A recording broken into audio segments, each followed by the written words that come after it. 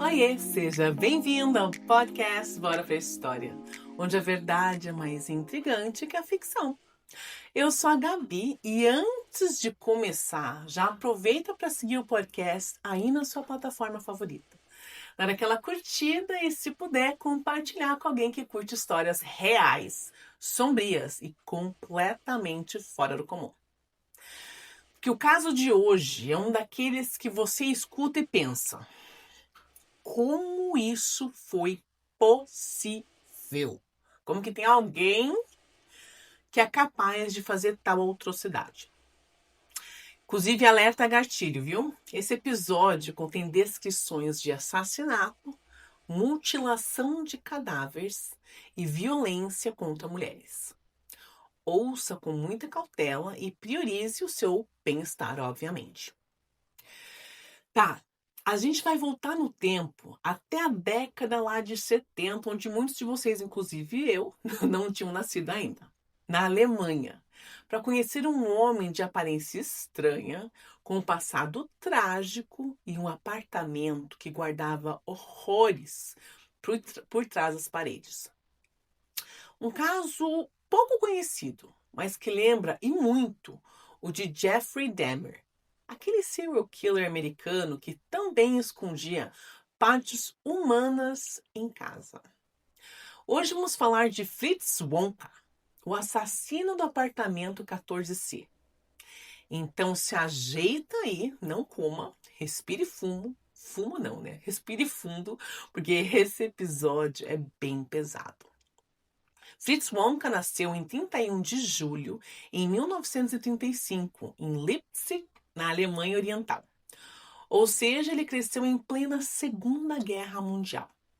Desde pequeno, a vida dele foi uma sucessão de traumas. O pai dele foi preso por ser comunista e acabou morrendo em um campo de concentração nazista. Já a mãe, sobrecarregada com nove filhos, não dava conta da casa. E os filhos foram então separados e enviados para abrigos. Fritz era descrito como um menino retraído, franzino e com muita dificuldade na sua fala. Desde criança, ele já tinha uma aparência frágil e sofria muito bullying por conta dessa situação. Já imaginou crescer assim? Sem pai, sem mãe, em instituições frias e sendo chamado de feio e rejeitado até pelas outras crianças? Já mais tarde, quando ele já era adulto, ele sofreu um acidente de carro que deixou o rosto dele, gente, permanentemente deformado, com o nariz torto e os dentes quebrados. A aparência dele passou a causar desconforto em todo mundo ao redor. Aí eu pego assim, tipo, paro e fico pensando. Quantas vezes a gente ouve falar de pessoas que tiveram infâncias horríveis, porém conseguiram superar isso. Mas também existem os que se transformaram em monstros, né? Que é o caso aí do Monka. Parece que ele foi, aos pouquinhos, sendo desumanizado, sabe? Por conta de todos esses traumas, esses problemas, o abandono e por aí vai. Na vida adulta, o Wonka trabalhava em empregos, né, temporários e super mal remunerados, como servente e porteiro. Ele não conseguia manter uma carreira, muito menos um casamento. Ele teve um filho, mas nunca teve qualquer relação com ele. Vivendo no bairro de St. Pauli, em Hamburgo, ele era figura frequente no bar A Luva Dourada. Eu não vou tentar falar isso em alemão, porque santa mãe, só consigo falar o der Goldene, e por aí vai. Um lugar decadente, cheio de fumaça, bebida barata e frequentado por pessoas à margem ali da sociedade. Os bêbados, as prostitutas, os veteranos de guerra e as pessoas extremamente solitárias. E era ali que ele conhecia as suas futuras vítimas. É impossível não lembrar do ambiente que Dahmer frequentava. Bares gays nos anos 80, onde ele encontrava suas vítimas. Em ambos os casos, a sociedade ignorava essas pessoas. E foi justamente esse descaso que permitiu que os crimes continuassem por tanto tempo. Wonka morava em um apartamento minúsculo, no quarto andar, o número 14C, em um prédio bem velho e bem sujo, bem largado assim.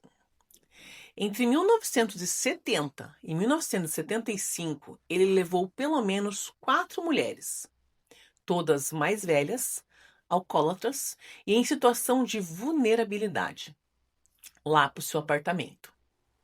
Lá, ele as matava por estrangulamento, geralmente depois de brigas motivadas por sexo ou bebidas. Depois disso, gente, ele guardava os seus corpos. Sim, exatamente como Dahmer. Ele também mantinha partes dos cadáveres dentro de casa. Ui, tá me dando até um asco.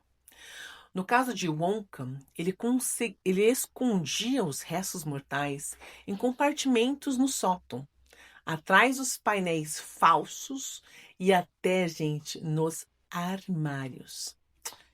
O cheiro daquilo, gente. Obviamente que os vizinhos reclamavam de um fedor insuportável. Mas Wonka sempre dizia que eram problemas no encanamento ou então lixo acumulado, né? Dá assim uma sensação de nojo com revolta e muita tristeza. Essas mulheres não só foram assassinadas, mas também tiveram seus corpos completamente desrespeitados, né? Mutilados, escondidos como se fosse um lixo. E pior ainda, elas eram tão invisíveis para a sociedade que ninguém sentiu falta delas. Em 1975, o apartamento 14C quase pegou fogo por causa de uma vela mal apagada. Os bombeiros foram chamados e quando eles entraram, o cheiro era tão forte que eles resolveram que precisavam investigar aquilo, né? Foi aí que encontraram o que ninguém imaginava: restos humanos escondidos em sacos, panos e compartimentos secretos. Quem é que guarda resto mortal em pano, né, gente?